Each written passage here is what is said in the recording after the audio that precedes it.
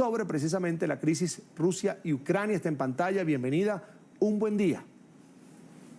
Gracias, Carlos y Diana, por esta invitación. Un placer acompañar a su audiencia. Algunos gobiernos de Occidente ya han dicho no reconocemos esto que está haciendo el presidente de Rusia, Vladimir Putin, pero ¿cómo se puede calificar lo que ha concretado en un acto oficial en Moscú el presidente ruso, Vladimir Putin, con algunos dirigentes de estas 4 regiones de Ucrania en el día de hoy? Prácticamente le quita un pedazo a un país soberano, a un territorio que tiene otro gobierno, a un territorio que depende de otro país, que lleva otro nombre incluso. Pues así es, mire, estamos viendo una nueva modalidad de la guerra. Diría que es una guerra en multidimensiones, multiactores, que tiene muchísimas capas y diferentes aristas. Estamos viendo el juego de multilateralidades de la guerra. Efectivamente, hoy se están firmando los acuerdos de adhesión de 4 regiones que le pertenecen a Ucrania, al sur y al este, regiones como Donetsk, Lugansk, Gerson y también Zaporilla, esta última también muy importante porque abriga la central nuclear más importante de Europa. Entonces, esto tiene implicaciones políticas y militares de la mayor importancia, porque ahora lo que busca Vladimir Putin es darle un halo o un manto de legitimidad a estas regiones en donde, pues según autoridades rusas, se ha votado en condiciones pues muy adversas en medio de una guerra y en medio de un enfrentamiento bélico, y precisamente se dan estos referéndums, estas consultas públicas en donde se dice que los ciudadanos de esas regiones están votando a favor de pertenecer, es decir, una voluntad para pertenecer a la Federación Rusa. Y esto cambia un poco la dinámica de la guerra, porque de alguna manera ahora lo que sucede es que ya no es Rusia el invasor principal, sino ya son territorios integrales de la Federación Rusa, y por lo tanto Ucrania sí está generando un enfrentamiento bélico. Bueno, pues Rusia se puede defender por legítima defensa, y entonces esto de alguna manera tiene pues otras características, cambia un poco la dinámica de la guerra, pero también la guerra, lo que hemos visto en las últimas semanas es que tiene un punto decisivo. Estamos viviendo un punto de inflexión de la guerra, diría por diferentes razones, Diana y Carlos, les comento, sobre todo porque hace 3 semanas tuvimos un encuentro en Uzbekistán muy importante en Samarcanda, en donde los grandes aliados de Putin, estamos hablando por ejemplo de China, que bueno, sabemos que hay también muchas contradicciones en esta relación bilateral, pero en general pues ha apoyado China a esta guerra, con algunas diferencias, pero China ya de alguna manera exhibe su malestar por una guerra prolongada.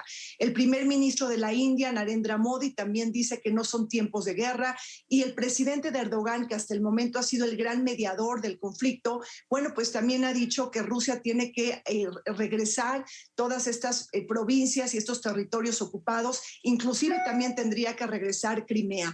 Entonces, estamos viendo a un Putin cada vez más aislado, más acorralado, un Putin cada vez pues más peligroso y también menos predecible. Estamos viviendo un momento delicado también por una amenaza nuclear latente. Estamos viviendo el peor momento nuclear, es decir, de una gran amenaza nuclear después de la crisis de los misiles en Cuba, cuando estaban Nikita Khrushchev y John F. Kennedy, bueno, pues liderando sus respectivos países en medio de una guerra bipolar y en medio de la Guerra Fría. Algo es cierto, como lo decía la señora Musali al comienzo de esta conexión, y es que el escenario a partir de hoy cambia, se intensifica y se pone aún más tenso, porque estamos hablando que en este momento hay ejército ruso y hay ejército ucraniano en estas 4 regiones, están presentes, pero a partir de ahora Rusia puede decir que está siendo invadido por Ucrania, algo que hasta ayer era la razón que tenía Ucrania, era el invadido. Esto ha cambiado. ¿Qué podemos ahora esperar como objetivo de Rusia?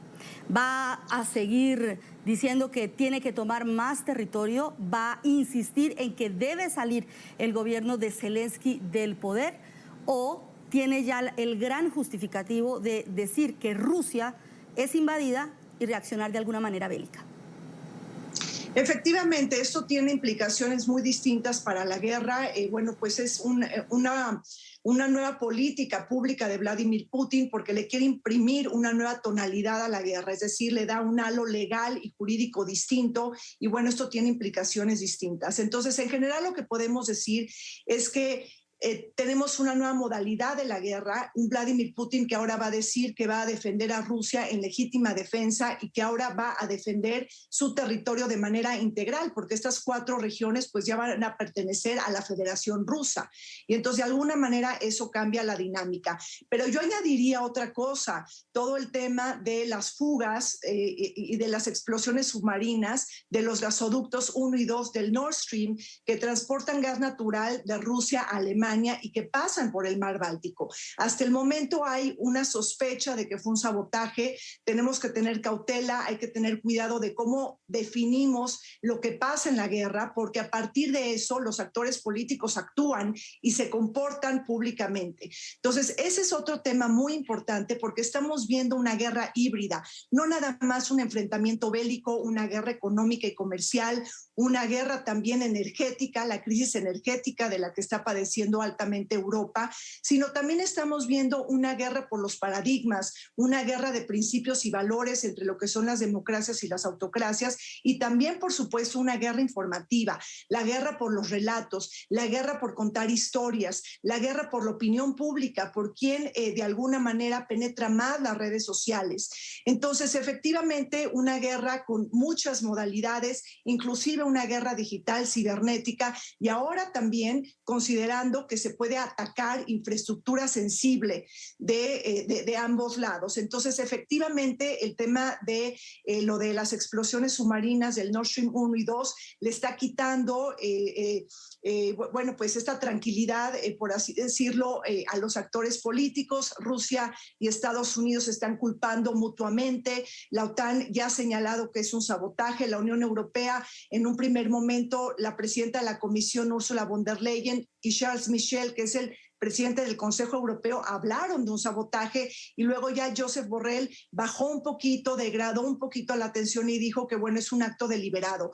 Habría que esperar las investigaciones, pero me parece que estamos viviendo momentos de muchísima tensión en esta guerra entre Rusia y Ucrania, no nada más por la amenaza nuclear, sino por ahora ver qué está pasando con estas explosiones submarinas y con estas fugas de gas que también generan, tiene impactos ambientales muy importantes en el mar Báltico, y además, bueno, pues está en las zonas exclusivas de Dinamarca y de Suecia, ¿no? Dinamarca es un país miembro de la OTAN, y no solamente de la OTAN, es un país miembro fundador de la OTAN, y sabemos que Suecia ha buscado el ingreso a la OTAN, y bueno, falta todavía la ratificación de Hungría y de Polonia. Estados Unidos ya en su Congreso ya ratificó el Capitolio, dio su visto bueno para que Suecia ingrese también a la OTAN. Entonces, efectivamente, yo diría que estamos viviendo momentos muy preocupantes, horas bajas, que nos están quitando pues el sueño, es decir, una enorme preocupación en torno a la guerra, y lo que estamos viendo es escaladas cada vez mayor de hostilidades entre las grandes superpotencias mundiales. Señora Musali, lo decía usted al comienzo de esta respuesta, las anexiones legalizan para Rusia estos 4 territorios, pero no serán reconocidas por Occidente, mucho menos por Ucrania. Entonces, si son solamente válidas para Rusia, ¿qué puede hacer Ucrania en este momento? No puede sacar sus soldados, porque eso sería validar lo que ha hecho Rusia. ¿Y qué puede hacer Occidente? ¿Seguirá hablando de paquetes de sanciones o deberá dar un paso más? Sí, es muy buena pregunta, Diana, muchísimas gracias. Mira, hay que comentar que el pacto de adhesión de estas 4 regiones se dan en un momento en donde hay una contraofensiva muy exitosa de Ucrania de recuperar pueblos y localidades. En las últimas semanas han recuperado, tienen avances impresionantes en términos de territorio, han recuperado alrededor de 8,000 kilómetros cuadrados, que es una dimensión más o menos de lo que la superficie de Madrid o bien de Chipre. Entonces, En este marco es cuando también, en este contexto, es cuando Rusia decide también autoproclamar estas 4 regiones como parte integral de la Federación Rusa.